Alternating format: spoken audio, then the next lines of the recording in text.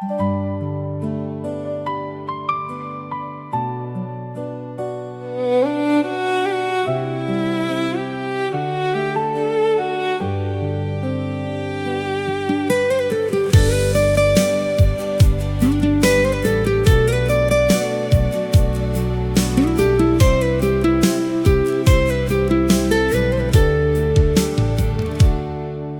ៀងរួលព្រឹកខ្ញុំទៅធ្វើនាគាមិនមែនព្រោះចង់ដកលុយទេតែព្រោះចង់ឃើញស្នាមញញឹមអ្នកគ្រូបេឡាដែលអង្គុយទទួលភ្ញៀវសំឡេងនិយាយស្រទន់ពេកធ្វើឲ្យបេះដូងខ្ញុំញ័ររាល់ថ្ងៃលេខគ្រៀងលើដៃកាន់មិនជាប់ព្រោះភ្នែកខ្ញុំមើលតែអ្នកខ្ញុំគ្រាន់ជាអតិថិជនម្នាក់ដែលលាក់អារម្មណ៍ក្នុងចិត្តមិនហ៊ាននិយាយពីស្រឡាញ់ខ្លាចរំខានការងាររបស់អ្នកលួយស្រឡាញ់អ្នកគ្រូបេឡាស្រឡាញ់តាំងពីថ្ងៃបានជួបអ្នកស្នាមញញឹមអ្នកធ្វើឲ្យថ្ងៃធម្មតាคล้ายជាថ្ងៃមានន័យសម្រាប់ខ្ញុំលួយស្រឡាញ់អ្នកគ្រូបេឡាទូមិនដឹងអ្នកមានអ្នកណាឬនៅ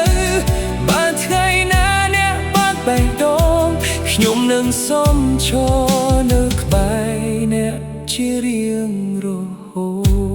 តខ្ញុំរកលេសចូលធនាគារពេលខ្លះគ្រាន់តែសួរបែមានចិត្តពិតចង់ជួបមុខអ្នកមួយនាទីក៏មានតម្លៃ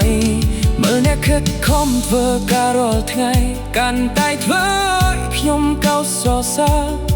ភាពស្មោះត្រង់និងការយកចិត្តទុកដាក់ធ្វើឲ្យអ្នកពិសេសជាងអ្នកណាទាំងអស់ប្រសិនបើថ្ងៃណាមួយខ្ញុំមានឱកាសស្គាល់អ្នកកាន់តែច្បាស់ខ្ញុំនឹងប្រាប់អ្នកតាមត្រង់ថាអ្នកជាមនុស្សដែលខ្ញុំលួយស្រឡាញ់ជាយូរមកហើយលួយស្រឡាញ់អ្នកគ្រូបេឡាបេះដូងខ្ញុំមានតែឈ្មោះអ្នកមិនចង់លាក់អារម្មណ៍ទៅទៀតចង់ឲ្យអ្នកដឹងពីក្តីស្រឡាញ់នេះលួយស្រឡាញ់អ្នកគ្រូបេឡាអ្នកជាបុគ្គលិកធនាគារដែលស្រស់ស្អាតក្នុងចិត្តបាស្នេហ៍នេះមានមាសណាសូមឲ្យយើងបានដើរផ្លូវស្នេហ៍ជាមួយគ្នា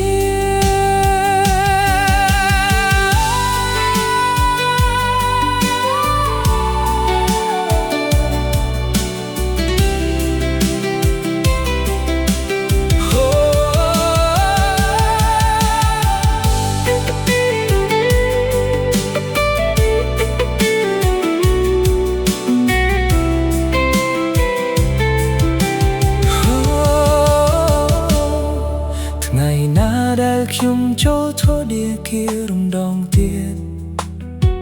ខ្ញុំសង្ឃឹមថានឹងមិនត្រឹមជាអតិថិជនទេតែអាចក្លាយជាមនុស្សពិសេសក្នុងបេះដូង